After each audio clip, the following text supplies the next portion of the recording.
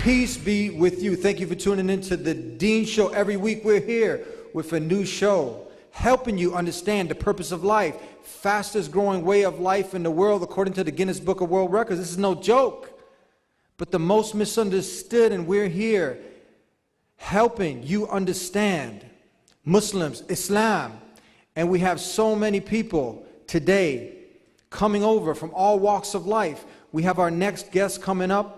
What made this man, who was a born Christian, and he fooled around in life, and he got serious with life, and then he started living the purpose of life, and today he's here on the Dean Show to tell us his story. We'll be right back. You don't want to go nowhere. Wa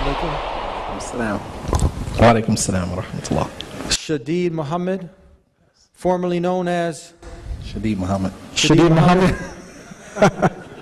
So I opened the show, you heard me talk about you went from being a Christian to fooling around in life, to getting serious with life, to living the purpose of life. We all go through stages in our lives that we're kind of lost in the jungle, confused. So introduce yourself to our viewing audience and tell us a little bit about yourself. Where you started, when you started, and how you got here today. Alhamdulillah. My name is Shadeed Muhammad. I got started when my parents decided to, do what adults do. And I think that was probably the start of my life. Okay. And then somewhere in the process, I kind of got lost in the system. And I mean that literally. What city were you born in? I was born in Montclair, New Jersey. Okay. Yeah, Mountainside Hospital, to be exact. I wasn't born a Christian. I was born to Christian parents who themselves weren't really practicing Christians. And I mean, myself growing up, much like many children who grow up without a religious foundation, I found myself grappling with a lot of lessons. There were lessons in life, but I didn't understand at that particular moment that they were lessons. I think as non-Muslims, a lot of us, we tend to look at the things that confront us in life and we tend to blame God. I was an angry baby, just considering my circumstances. So my attitude was always, I didn't ask to be here. God put me here. He owed me and the world owes me. That was my attitude. All the way up until probably the time that I took Shahada. I took Shahada at 20 years old, so you can understand that for the past 20 years of my life has been walking around with this chip on my shoulder that I didn't ask to be here. I mean, I literally used to curse God. I would look up at the heavens and I would say, I hate you. You would literally do that? Yes, I would literally do that. I hate you. Why me? Questioning God, I mean, mind you, you're talking about a child that didn't understand life, didn't understand God, didn't have a religious foundation, nothing. And there are tons of non-Muslims out there today that can relate to what I'm talking about. Where you begin to curse God and, because you're looking at all of the things that confront you in your life and you're saying, why is my life like this? What did I do to deserve this? I didn't even ask to be born. God brought me here and then take me through all of this stuff that I didn't ask to be born to begin with. And so your attitude is that the world owes me, God owes me. And it's a very self-destructive attitude to have, because this is the type of person who doesn't care about life. And if a person doesn't care about their own life, you can only imagine how they feel about your life. Did you try to write a song about it then? No, no, but I tried to let the world know about how I felt through my self-destructive behavior. A lot of what we see with a lot of the teens and the youth that are out there now, with the pants sagging, with the tattoos on, those are just self-expressions of frustration. The Prophet ﷺ, he warned us about the children of zina, the children of fornication and adultery. And this is what we're dealing with today. It's not just from a spiritual or religious perspective, but even from a psychological perspective. Zina has so many ramifications. Fornication. And adultery, yes, it has ramifications that don't just affect the two people that were involved, it affects the child as well. And the community and the society. Community and society at large, absolutely. So I was a product of that. And I've never made any excuses for that. I didn't write my script, so it's nothing that I have to make excuses for.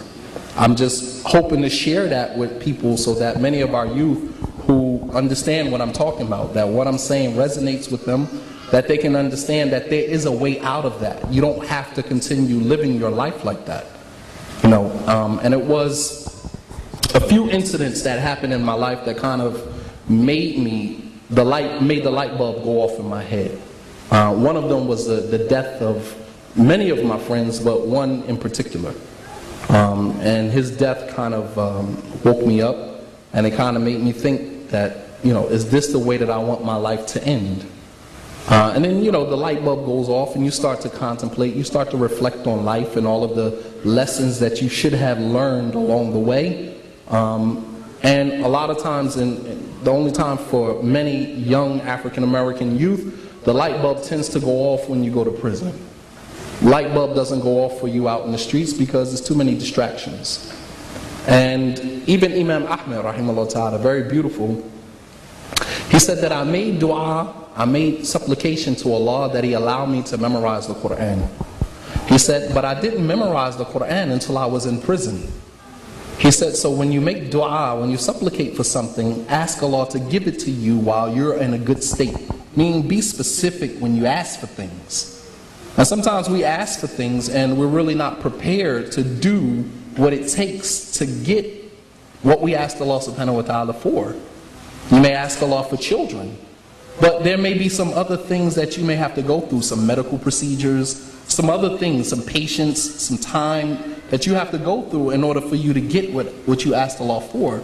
And so for me, once I lost this particular friend, I went home one night and I cried and I asked God. I always believed in God. I never accepted the idea or the dogma of the Trinity. So you believed in God, but you were cursing God? Yeah, I believed in God. So you had like this relationship? Yeah, it was a relationship. Yeah, absolutely. Good days, bad days. Yes, absolutely. Okay. All right. Absolutely. I think the cursing of God just came through frustration and not being able to process. When human beings are confronted with traumatic situations, they do one or two things: fight or flight. We tend to either stay and fight or run. And, for a child, for me, it was to run away from God, which many of our youth are experiencing that now. They're faced with very difficult, the complexities of life that normally consume most people, but we don't know how to process it. So the thing that we do is we turn our frustrations on God and begin to blame Him for it. Why me? So your light bulb comes on, and now you were mentioning that you couldn't. So would you go back to what your parents were upon? They weren't really practicing, but they were Christian, and you were going to mention something about that. What happened then? Yeah, I never accepted the Trinity. I was about 11 years old, and I told my mother, or my foster mother at the time, that I didn't want to go to church anymore. And she asked me why, and I said because I don't believe. She said, you don't believe in God? I said, no, I believe in God. I believe in God. I just don't believe in the Trinity, that God, Jesus, the Holy Spirit is all one. Just no interpretation, no explanation was enough for my heart to accept that. None. And I was 11 years old. So I went from 11 to 20 just believing in God, which was what I already had. I mean, I was in church physically, but mentally I was somewhere else, because I hadn't. Allah subhanahu wa ta'ala creates the human being in such a way that we only accept what is consistent with the intrinsic nature that Allah created us upon. Much like the body. If you take a foreign substance and try to place it in the body, if you take a foreign piece of the body and you try to place it in the body will reject it. If you have to get a heart transplant or any type of transplant in your body where an organ has to be replaced, when they put that organ in your body, They also give you medication to trick your body into believing that that organ is your normal organ. The moment your body recognizes that that organ is not yours, it rejects it. Allah created the human being spiritually in the same way. That He created us believing in one God, believing that He is the only one worthy of worship. He created us believing that. As Allah says in the Quran, فِطْرَةَ اللَّهِ الَّتِي فَطَرَ النَّاسَ عَلَيْهِ. This is the fitrah of Allah, the natural way that Allah created the human being. And never will you find any alteration in the way that Allah created you.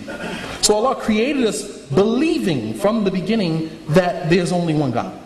Prophet Muhammad said that كُلُّ مَوْلُودٍ يُولَدُ عَلَى الْفِطْرَةِ فَأَبَوَاهُ يُهَوِّدَانِهِ أَوْ يُنَصِّرَانِهِ أَوْ يُمَجِّسَانِهِ. But every human being was created on the fitrah, believing in one God. And it is his parents that make him a Jew, a Christian, or a fire worshiper. And notice he didn't say Muslim. He didn't say the parents make him a Muslim, because you're already Muslim. He said his parents make him a Jew, a Christian, or an idolater. He didn't say make him a Muslim. Why? Because he was already upon the belief of a Muslim, which is the belief in one God. Because a Muslim is one who submits to the will of God. Exactly. So you're born in a submission, a state of submission. Exactly. Now you started speaking some Arabic. Are you an Arab? Well, technically, if you learn the Arabic language and you master that, you are an Arab.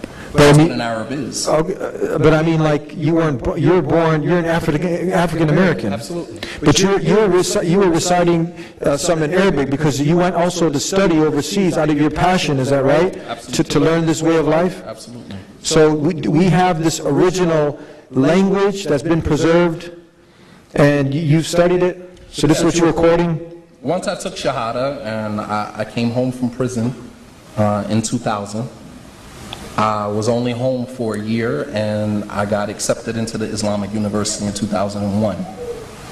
So consider, I spent 5 years of my life in prison, and then only after being home for a year, not even a year, I was selected to go to the Islamic University. So that was a culture shock.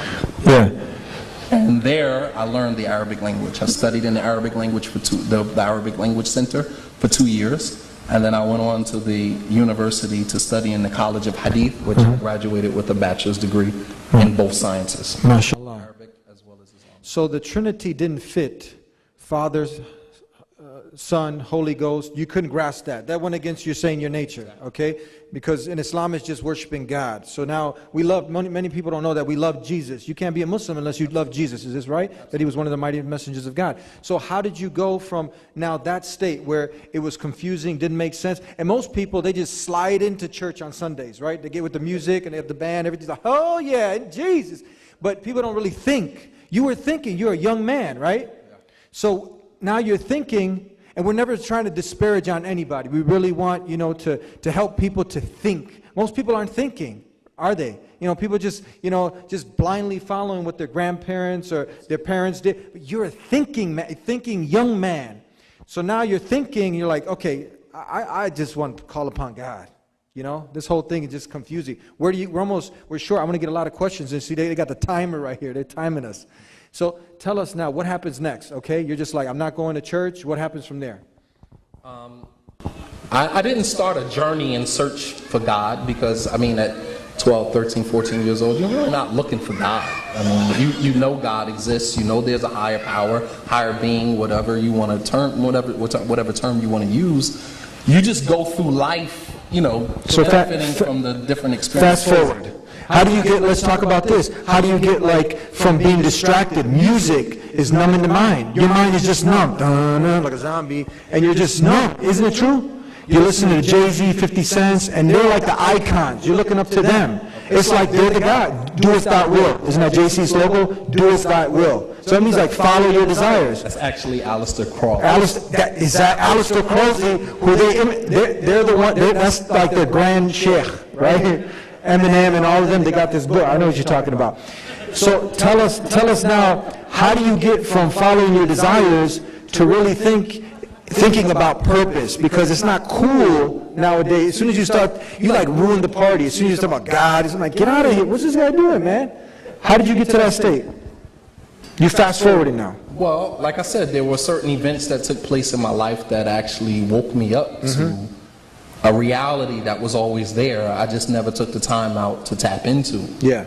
In the back of your mind, while you're partying and you're enjoying life, in the back of your mind, there's a side of you that says, I know I need to change. Everybody has that. That's your conscious talking to you, if you still have one. Because the way things are designed today, they are designed to eliminate the conscious from you altogether. Through subliminal messages, through technology. You know, they have the iPhone, the iPad, I. You get where they're going with that? Yeah. They have smartphone, smart water, smart car, smart. So everything does the thinking for you, so you no longer critically think and analyze, you know, life. You no longer do that. So there are elements that are working to dumb you down so that you don't tap into your consciousness. I like that. Dumb you down. Absolutely. Yeah. Absolutely. So, fast forward. Someone died. Someone died? Yeah, I lost a friend. Was a famous rapper you were talking about before? Gaddafi? Was it Gaddafi? More famous. Not Gaddafi from the country, but the Gaddafi rapper. Yes. Yes. From the Outlaws? Yes. Yeah. Tupac's crew? Yes. He dies, good friend of yours? Yes. What happens next? Well, he was shot in the face in a project hallway in Orange, New Jersey. At the time that happened, I was in prison at the time. Very close friend of mine's, and very close to home. I mean, when you lose friends in the streets, you tend to think that, you know, it's not a big deal because these are just associates. But when it happens to someone that you grew up with, you spent the vast majority of your youth, your adolescence hanging around, you start to wonder, am I the one that's next? Or you start to wonder, in my case, why was it him instead of me? Because I was worse than he was. That's how you think. Why him and not me? So when that light bulb goes off, you start to say, well, you know, if God took him instead of me and I was worse than he was, maybe there's a greater purpose for me. So now that starts your journey to start to contemplate about all of the lessons that you've gone through in your life, all of the opportunities that have passed you by that you didn't take advantage of. And now you start to tap into that consciousness that's there, and you start to make amends between you and God. So I started with, if this is what you want from me, you want me to be alive, then guide me. Christianity wasn't an alternative for me, so that was out. Judaism was out, and the 5% nation, the Nation of Islam, all of those things was out. And all of the arrows were pointing towards Islam. Isn't it simple? Many people now, they use the escape of all these religions, everyone's making the claim, but if you just open the books, if you just, like you just said, you said, guide me, just, you know, you make that sincere intention and you ask upon the Creator. You don't put an image to him, do you? You put like a statue in front, you don't do that, right? You don't have a mental picture, just the Creator. And just do your homework. That's a cop-out, isn't it? Yes. Just to say, oh, there's so many religions. It's easy to find out the truth if you want the truth. Is that true? Absolutely. And you found that? Seek and you shall find. Seek and you shall find. Absolutely. So now what happens? You did some, okay, Christianity's not an option, you're not talking about the Trinity, you excluded some of these others, but at the face of them, most people at the face of them, if you open the world religion books, you can see that things just don't make sense.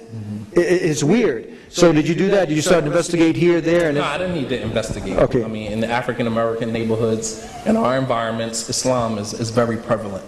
So you don't really need to look that far. Yeah. You can spot the truth when you see it.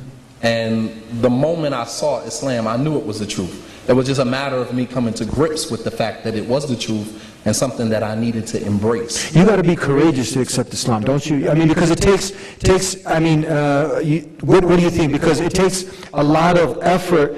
Now, what are your parents going to say? Did you have that? Like, what are my friends going to think? Did you have that peer pressure? Some people have that. You didn't have that. How about now? It's a battle to leave off the desires, right? You have to make that change. Like, you got to give up. Some people, they don't want to give up pork, for instance. They love the pig, right? No? I think that's another cop out. That's another cop. So what was it when it came to you? Did you just do it? What was the main thing or what happened? Well, after you've been after the dunya has literally dragged you through the mud, I mean, you don't really have those type of hang-ups anymore. You just want salvation. You Yeah. just want to be saved. You just want out of that lifestyle. So you've done it already. Absolutely. Some people keep thinking that they just got time. I got time, right? Yeah. And then there's some people who have been beat up so bad that they just want out. They just want to submit now. They just want to submit. You've given up living Okay, your I life see. the way that you want to live it because you've seen after failed experience after failed experience that you can't do it by yourself. Okay, because you get what I'm saying. Have you experienced people who just, okay, they recognize this is the truth, but they got other things on their mind. The desire, right? They don't want to give up. Well, those are people who haven't really been beat down like that. Okay. And this is something that Muslims need to understand, and that is that people embrace Islam after having hit rock bottom in life. And then they become Muslim. And then when they become Muslim, they have such bad experience with some of the Islamic communities that there is no more rock bottom for them. And that is something that we have to be conscious of. We have to be cognizant of the fact that you don't understand where people have come from. People have come from the bottom, rock bottom.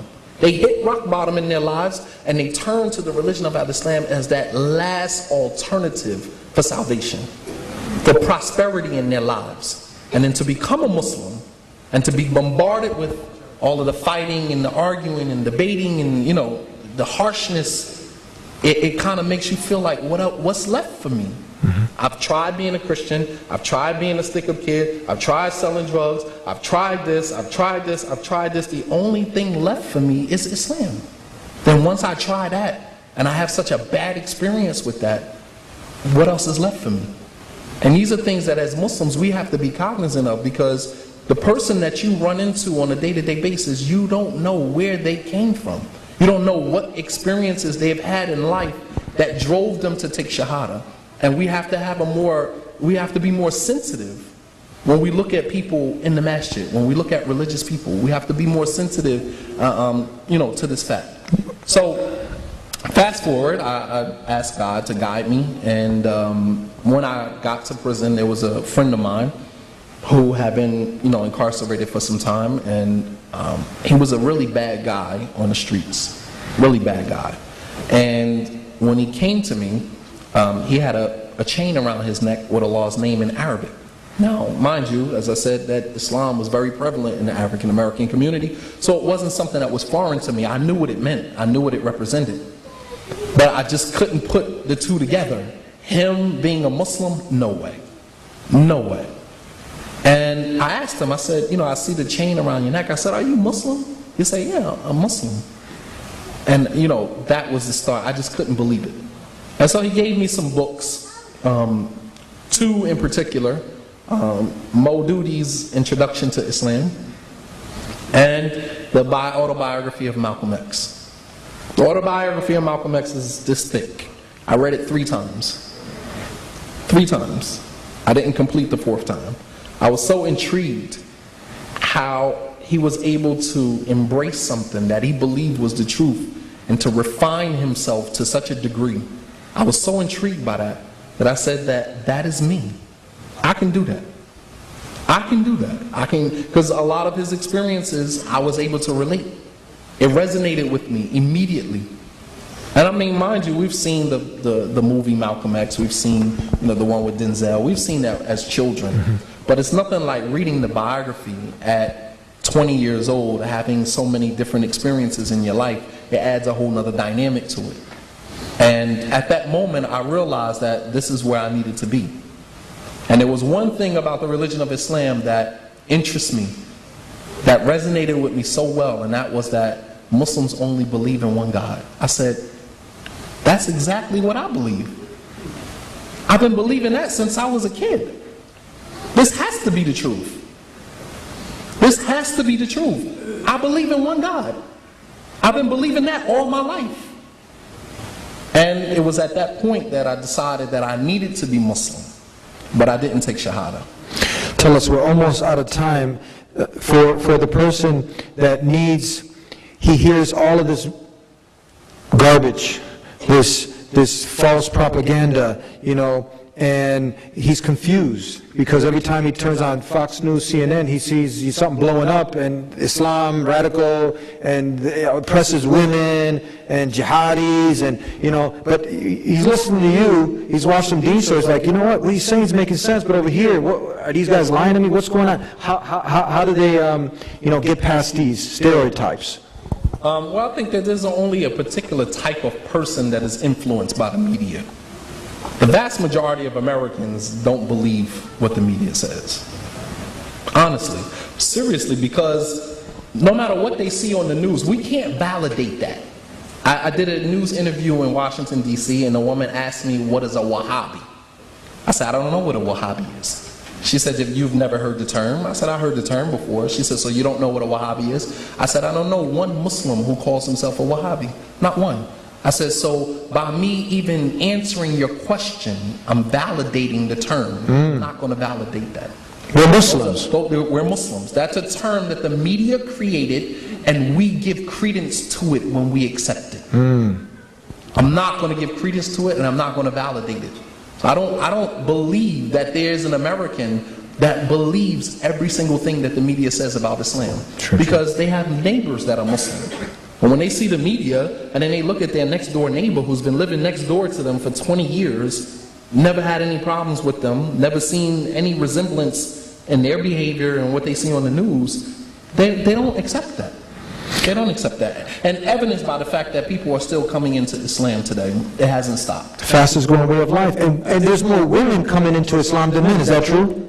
That's a whole nother conversation. Alhamdulillah. What is the biggest proof for Islam? Someone wants something tangible, right? Jesus, peace be upon him, who we love. We said no Muslim is a Muslim unless he believes in Jesus. We know all the messengers of God, they came with evidences and proofs, right? Jesus, he gave life to the dead by God's permission. Healed the sick by God's permission. What about the Prophet Muhammad, peace be upon him? And what about, what did he bring? What could somebody, if they want to look into Islam, to really, they're thinking academic, they want science, they want something they can feel, touch, what can they do? The greatest miracle that has been given to any prophet was given to Prophet Muhammad, may peace and blessings be upon him, and that miracle was the Quran. The greatest miracle. Jesus, by the permission of Allah, gave life to the physical dead. Prophet Muhammad gave life to the spiritual dead. Allah says in the Quran, أَوَمَنْ كَانَ مَيْتًا فَأَحْيَيْنَاهُ وَجَعَلْنَا لَهُ نُورًا يَمْشِي بِهِ فِي النَّاسِ كَمَنْ مَثَلُهُ فِي الظُّلُمَاتِ لَيْسَ بِخَارِجٍ مِنْهَا. Can he who was dead spiritually, to whom we gave life and a light by which he can walk amongst men, be like he who is steeped in the depths of darkness from which he can never come out?